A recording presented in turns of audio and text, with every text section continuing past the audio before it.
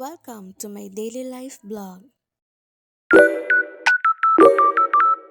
A few moments later. Hi everyone! Ito, gumagawa ko ng project ko, like laboratory, like patties, and tocino. Itong ginagawa kong una, tocino siya, parang pinag-aaralan ko. Pero, alam mo yung pinag-iisipan ko lagi. I'm a BSA student, major of farming system, pero merong ganito. Charot. Pero kasama daw yan sa ang side 3 namin, like animal science 3.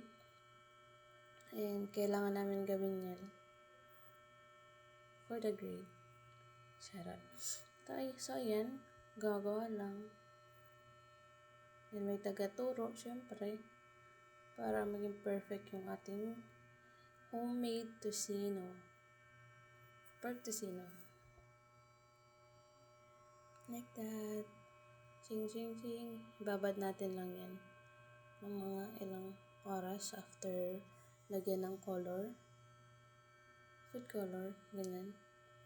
Ayan, kulang pa. Dinagdagan. So, ayan.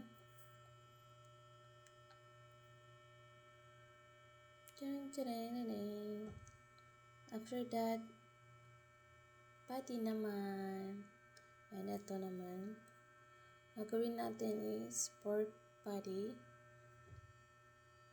Isa din sa laboratory aking ginagawa dito sa aking munting boarding house. Ayan. Let's make patty.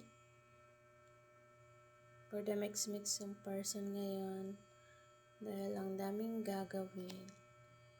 After that, ng paggawa ko ng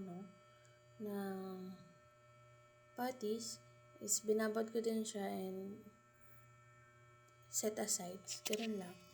Pagkatapos dyan, wala na. Pahinga na. And gawa naman ulit ng ibang another gawain. After that, ipababad na natin and sa ulitin, paalam.